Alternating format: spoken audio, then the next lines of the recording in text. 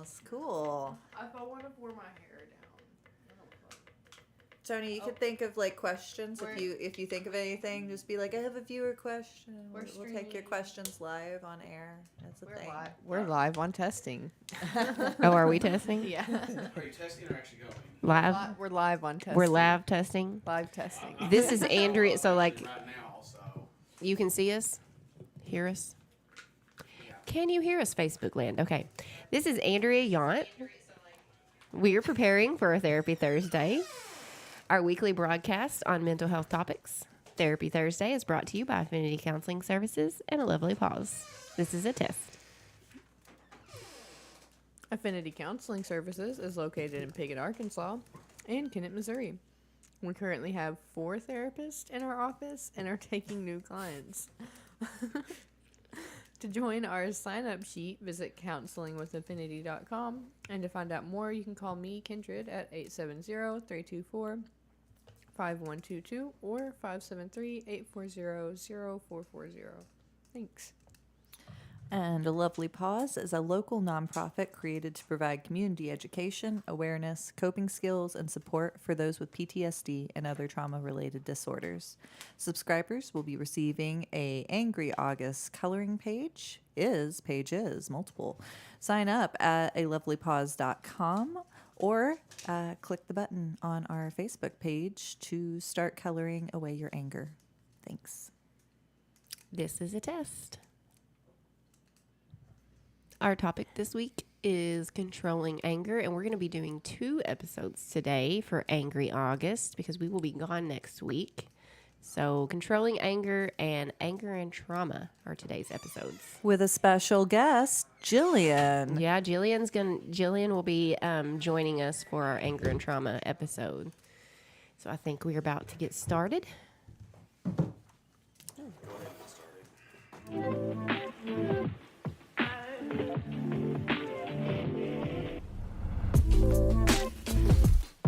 Therapy Thursday normalizes discussing mental health topics in a safe, supportive environment because not being normal is normal.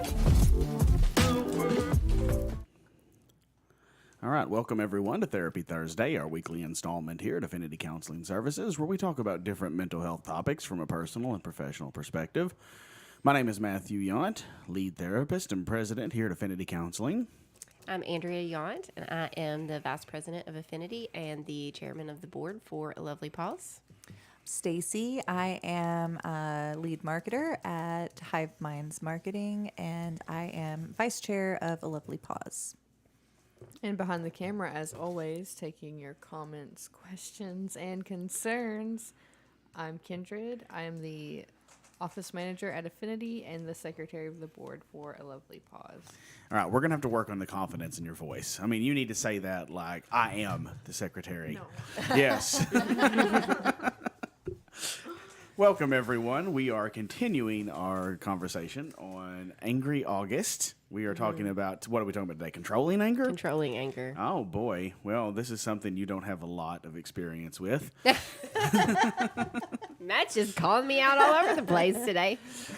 Well, I mean, we all have anger issues. Some of us more than Indeed. others. Mm-hmm. And Me more than others. and we all have ways that we try to get those anger issues under control, even if that means sometimes it's just allowing it to burn out. I will say Yes. that I got a little angry and snappy this morning and in my head. So I went to my car, took a breather, sang some songs that weren't angry, Yes. and then I felt a lot better. You got angry while you were working out? Is that what it was? I was listening to Halsey and working out, and that is not, I don't recommend. I was Well, why? I mean, you need to dissociating. be angry when you're working Yeah, out. but Dissociation's great during workouts. But it started coming out into my mood, and I was like, oh, I'm not liking that. So, So you had to go like chill out and calm down? yeah. Okay. Remove myself from the peoples and calm down.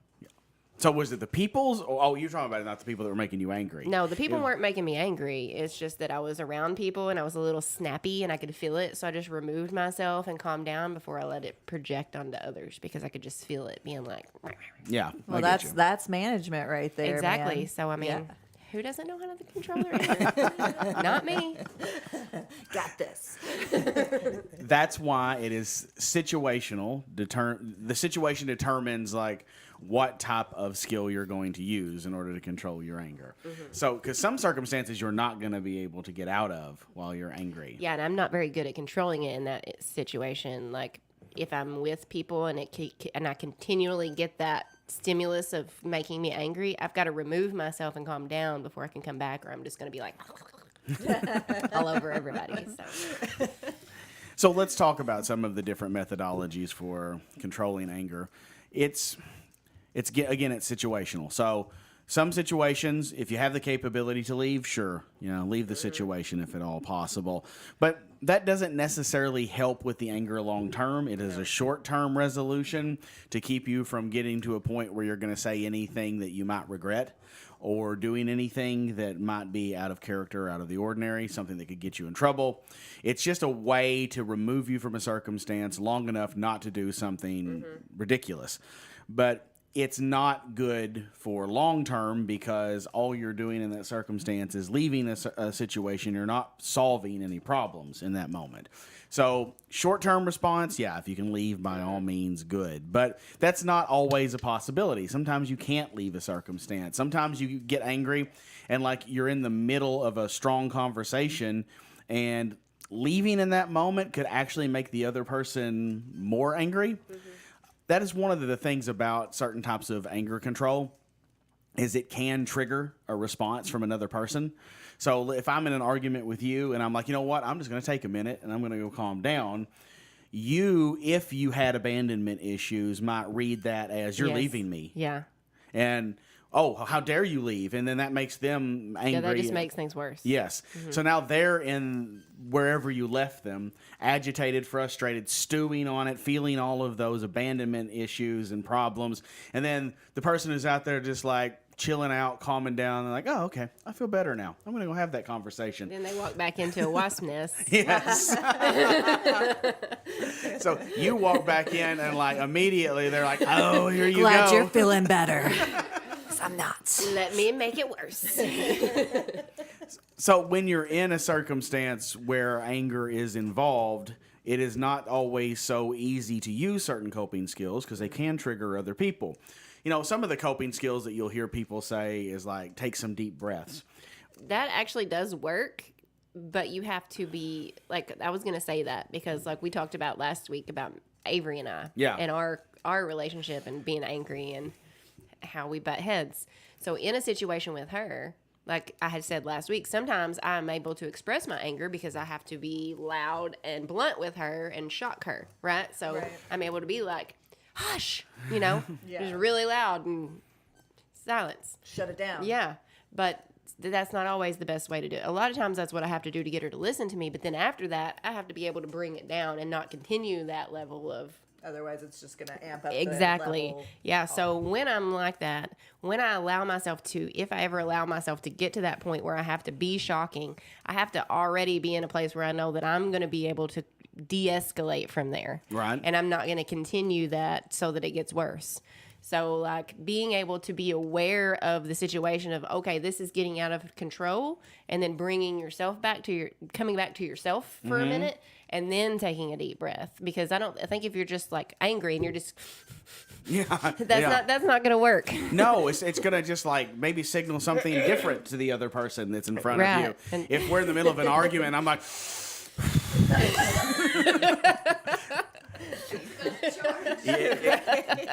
it could be And a interpreted bull that coming at way. me. I'm calming down. So we can't necessarily use all techniques in the moment. So sometimes, hey, if you can leave the situation, great. But if you can't, then other ways to help, like calm yourself down when you're actually in the middle of an anger outburst, especially if it's with another person. Because one thing that typically you're in an angry outburst with another individual is that what's probably happened is both of you have been escalating it, whether it's quickly or slowly. You've already gotten to a point where you're frustrated with that person. And then you start getting in the mindset of, okay, I'm past trying to resolve the problem, and now I just want to win this argument. And how do I win? I get the other person as angry as possible. Or hurt them. Yes. You don't want to get to that mindset of winning an argument. Yeah, because there's absolutely nothing to win in that No, it's circumstance. just But boy, emotion. it feels good to be like the one who's is like, you're more hurt than I am, aren't you? Can you That's feel so that? Can awful. you feel it? And yes, we do get that way when we're mad, and that's so awful. And so I think like that's why it helped me with Avery, because she's my kid. You know what I mean? I don't want to get to that level with her. Yes. So like being able to bring that down and be like, what are you doing, you crazy person? Come back a little bit off of that. And I'm talking about myself. Yes. Oh, I've been there too. I mean, we were talking about that the last episode. How the people that are closest to us oftentimes are the receivers of that side of ourselves, more so than other people, like in the Yeah. exterior circles.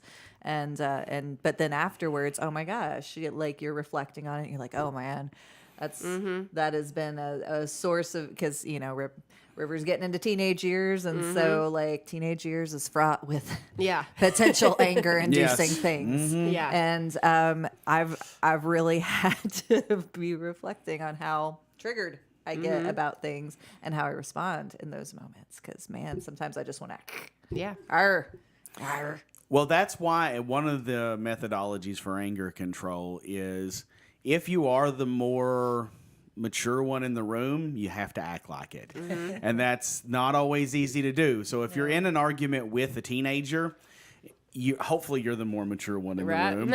And if you are, then it's like, okay, I'm supposed to be the adult here in this circumstance. I've got to be the one to de-escalate this circumstance first, because if I don't, it's just going to keep getting worse. They're not going to be the ones that are going to get it under control. They're less mature than I am. They're kids. They don't know how to get themselves under control. Or it's another adult who doesn't know how to control themselves. I mean, some people have real anger control issues. And it's not like, oh, if they just had better willpower, they wouldn't have this problem. There is a physiological issue with the part of their brain that deals with anger responses. That it can come from severe psychological trauma, or it can come from like blunt force trauma to the head, or having been in circumstances where they had something else occur, maybe that they have a triggered response to a traumatic situation, whatever it is. So, but they have physiological changes to their brain because of these circumstances. And the ability for them to shut off their anger response in the moment where it's happening doesn't exist. And you may or may not know that you're in a argument or an interaction with one of these people. So It's almost like a survival. it is a survival instinct. Yeah. I mean, yeah, but you think of it like that. You say they can't shut it off. It's because it's survival mode.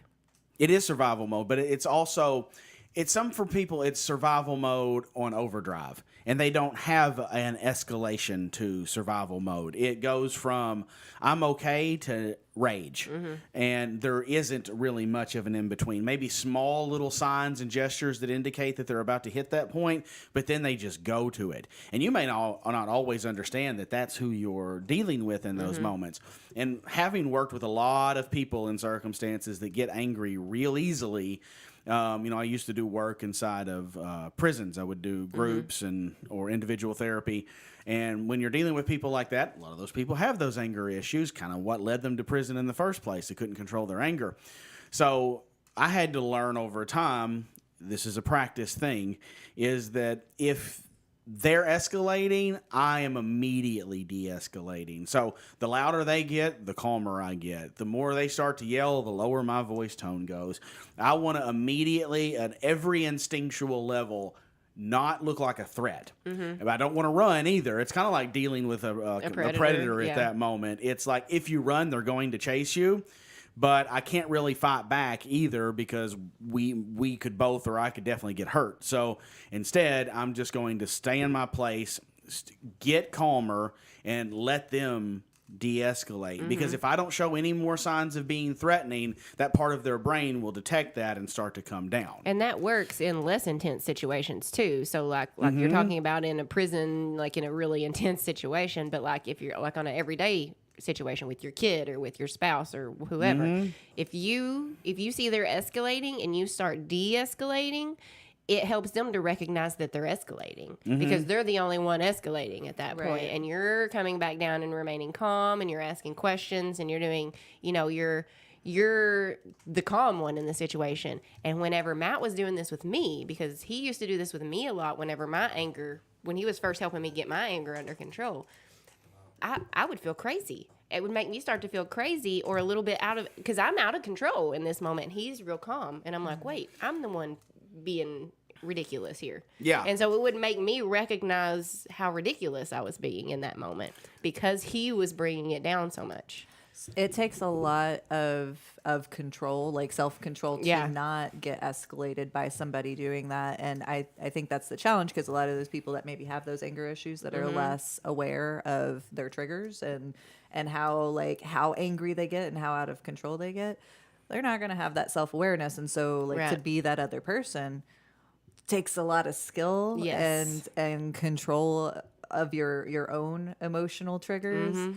I was having this thought. So we had a family dinner, and Piper had Adventure Time on. Have you? Yeah, Yeah, oh, yeah, yes. of course. Oh, I've seen yeah. Adventure Time. There's so many good lessons in Oh, yes, Adventure it's a great Time. show. But so Flynn, Sweet Pea was out of control, right? Sweet Pea was raging and freaking out, and so Flynn was getting approached by his Fern twin, and Fern twin was like, "Okay, do we slice the tendons on the back of the legs to de-escalate?" And Flynn's like, "No, librarian mode." And so he gets up there and says, "You're fine, everything's okay. You can return the books later. It's no big deal.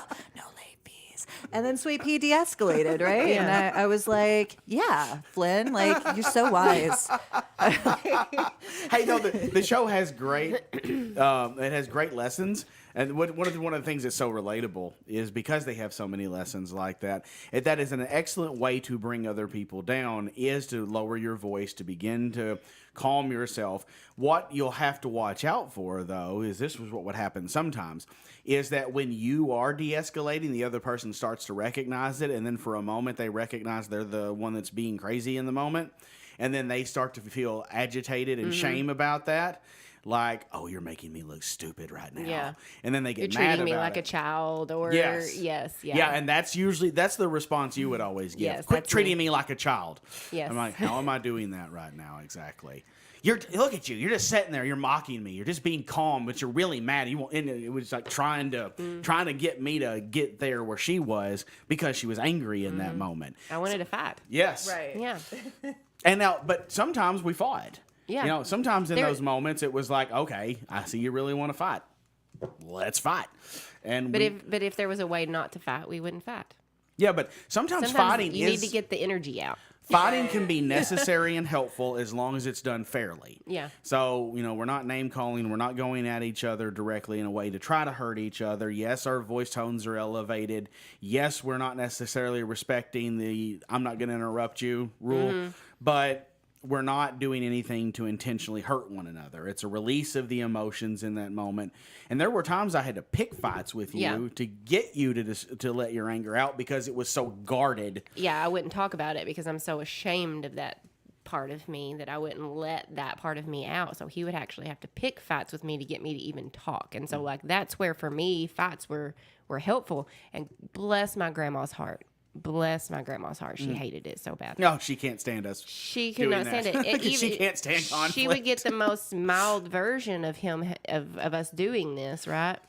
And she hated it. She hated it, and I was like, "But Grandma, I love it. It's Like necessary. this is what I need. This makes me feel so much better. Like it helps me get those thoughts out. It helps me be able to express myself in a way that I never felt comfortable expressing myself before. And so, but all she could see was that it was, and it wasn't even fighting because to me it wasn't fighting. It was like a discussion, but I had to have a heated discussion. I had to have debate and argument with it and come to Sometimes though it was fighting. I mean, there's plenty of times where I was like, I knew I have to touch a soft point to get Yeah. you because you're so balled up and defensive But at the I moment. never, You're to not going to me, let it it out. never came off. It was never fighting Yeah. to me. Like it was never, I was like, Grandma, we're not fighting. We're like having a conversation. But it was. But an angry one. But it was an angry, loud. But to me, I was like, we're not fighting. What are you talking about? Like, it was just, yeah. So it's this is a good time to bring up the idea of managing yourself in order to control anger. So if you happen to be one of those people that does get angry very easily, management of the self is incredibly important. It's almost like you have to manage yourself knowing that there are going to be moments that are going to make you angry. And if you don't manage yourself properly prior to those points, you're far more likely to blow up than if you had managed yourself. So that's why doing things that are like physical outlets for releases of energy, like things like working out or anything that would help you like raise your heart rate, sweat, things like that. Those are good management tools. Doing things like making sure you develop relationships with people who know you well, who you can have conversations and interaction with, so you can get the things off your mind that may be filling up your cup. I try to explain it to people like this, that you kind of have a cup, and a cup can only hold so much water. And so if you got a lot of things in there that's old water that's not been released, your cup is already full. And so if your cup's already brimming to the top and somebody just puts another little drop in it, it overflows.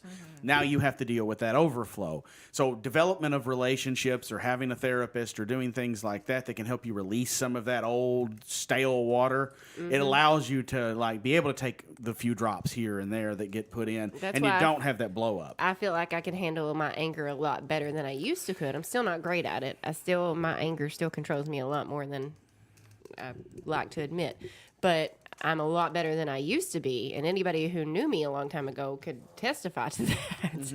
I'm a lot better than I used to be. But, I think that the reason is I was able to get rid of some of that old stale water because he helped me be able to let some of that out. I don't need those intense conversations or intense debates like I did early in our relationship because I don't have that pent up aggression anymore. Right. So, No, I haven't had to pick a fight with you in a long No. time.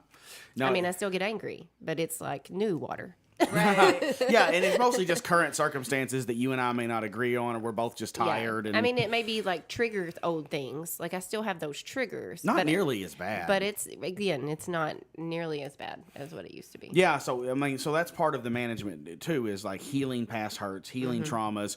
Those things help you to begin to manage those circumstances, and then you get to where you don't have the situations that are triggered as easily.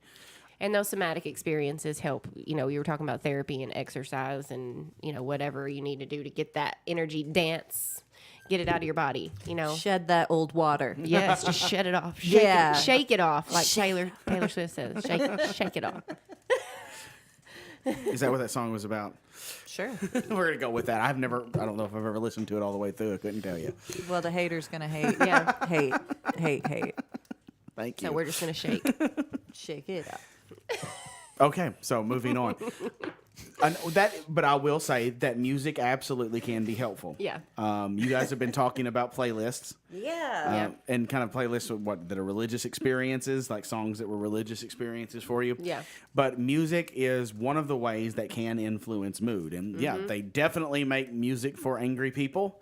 And they make music that will get people angry or help people bring down Yes, anger. like I was saying, I was listening to Halsey, got a little moody and snippy and in my head, so I had to go to the car and listen to some more lighthearted stuff and do some dancing and then be ready for people again. Yeah.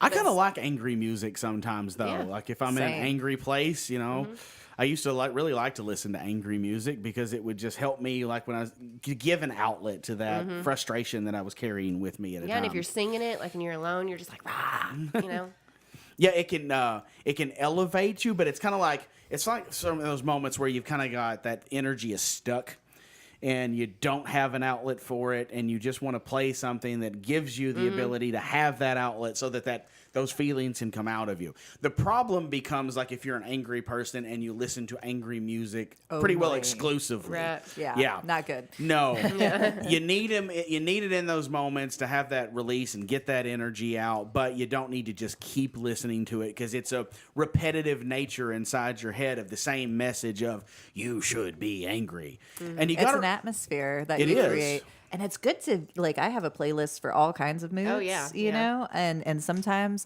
I need to get all up in that mood for a minute. But if I stay there, oh, yeah. like, No matter it's what good. it is. Yeah. No Yeah. good for anybody. No, Like, unless it's a happy mood. I guess that's always good, but unless it's blindly I'm just going to avoid all the bad things Yeah. that are going on around me and be blindly happy.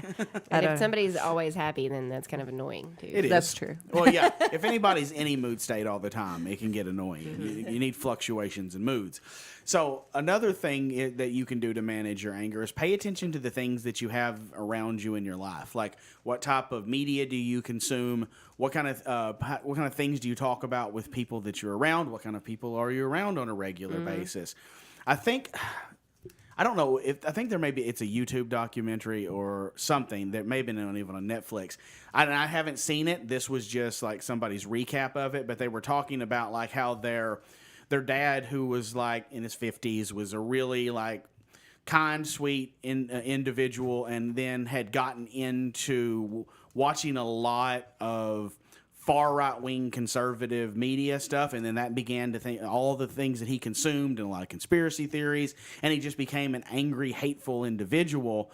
And so basically the mom and the wife went in and blocked him from all of those things, got the parental controls, blocked him from those stations where he couldn't consume it anymore, and within a month he was back to himself again. But he had gotten caught up in the things that were trying to generate anger as a way to try to get a response out of an individual. Just to point out, it doesn't matter if it was right or left. No. There's both on both sides. There's ways. Yeah. There's anger that you can Consuming get into. anything that puts you in a circumstance of we are trying to evoke anger to get a response out of you so that we can get you to do the things we want you to do. If you're consuming those things all the time, those people are very good at manipulating people. That's what I was going to say. It's manipulation. They are doing it to increase viewership Yes. on whatever side it is of There the is that spectrum. righteous anger, but if it's not your righteous anger, is it really righteous anger? Like, you know what I mean? It's the like manipulation of righteous right, exactly. anger. Like Yeah. if you're not, if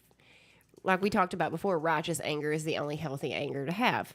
But and you can feel that righteous anger, but there's so many people following other people's righteous anger Yes. is what I'm saying. Like, Yeah. get your own righteous anger. you know? because what those people are doing is they're manipulating the act of having righteous anger. So they're throwing things out there till they get like it's bait until enough of an audience bites. And once they bite, they're like, okay, we've tapped into something people are angry about. Now, we can take the general thing that people are angry about. Doesn't matter what it is. The world's changing around them really fast. They're confused by a lot of things. They feel marginalized, whatever. You can tap into something that does evoke righteous anger. And then you start to manipulate it. And then you start to make them think that other people are against them. Now the whole world's against you. Now this is the only group of people that really cares about you. And they start to isolate you that way into making you, using anger to make you feel like it's an us versus them circumstance, and that's everywhere around you. So you have to be on guard all the time because everyone is against you who isn't already on your side. So it's a very black and white way of thinking. And if you live in a black and white way of thinking, it's easy to justify staying angry all the time. If you're already hyper vigilant, you already carry a lot of anger. That's very easy to be comfortable in. So you have to start to remove yourself from those things. Like I noticed that you, like on your Facebook page, because you get angry so easily, you just remove people who post inflammatory things. And I just look at it like, okay, that was silly, or that. Yeah, I can't do that. Yeah, yeah. So the people that post inflammatory things, you have to get rid of them. It doesn't bother me as bad, but there are times where I've seen enough of it, or I'm in a bad mood, and I'm like, I definitely don't need this. I usually just read the tea, though. all of the drama that's going on. Wow, look at that! No, and I look can't at do it that. being way over there, and me not being part of it. I can't do Someone that. else's drama. Yay! I wish I could do that. I'm just like unfollow. I can't do that. I consume and giggle most of the time. But what we consume is inevitably what we end up producing. So we consume anger, we end up producing a lot of anger. And then we start to really do that with people that are around us who have no intention of like harming us or like being against us, but because they may not share the exact same view you do, now they're an enemy, and it begins to isolate you even more. So we get into those isolated states, and this can happen with just about any form of media. So we have to be careful what we consume. We just also have to make sure that we start to put other things back in that consumption that bring about something that feels meaningful, positive, something that feels like we're really trying to at least get something good out of it.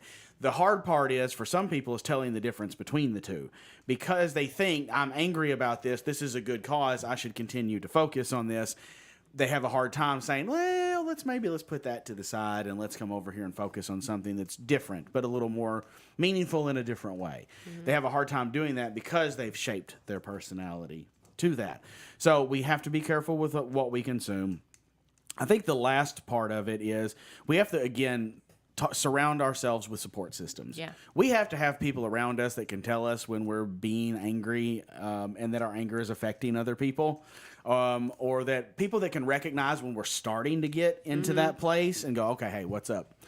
I do that a lot. It's probably annoying to people, but I do see at a point like, okay, I see the slightest little inclination that something could be going on with you.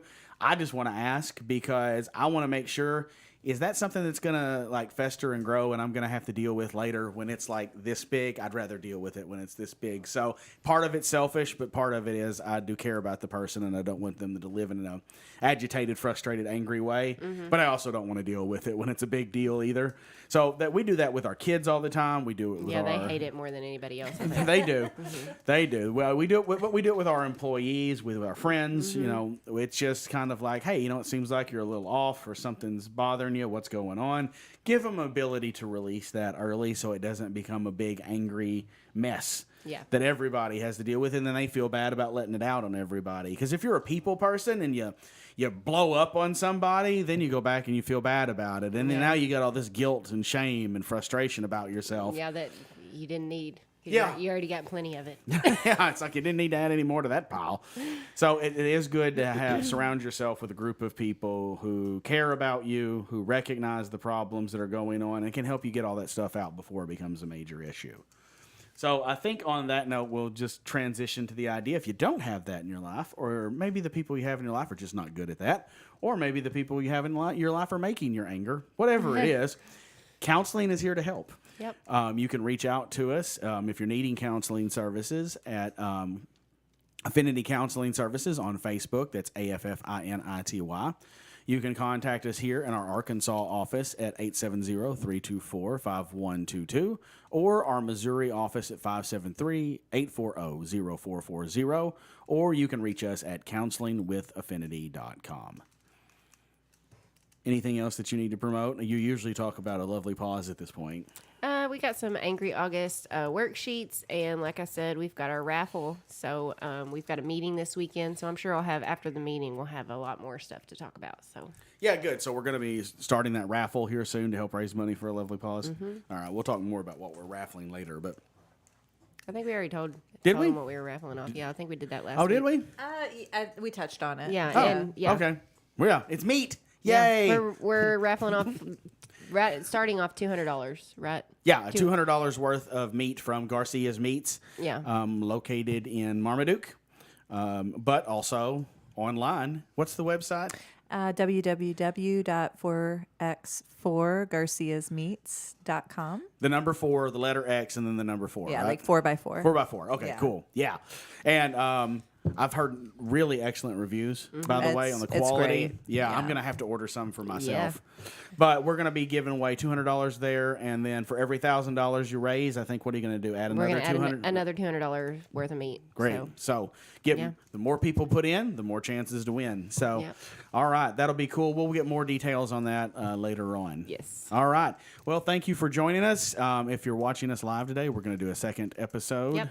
that I'm not a part of. So, Jillian, Special guest of Jillian. Yeah. yes, Jillian's our gonna join intern us. will be here. So, thank you very much for joining us, and I'm out. Bye.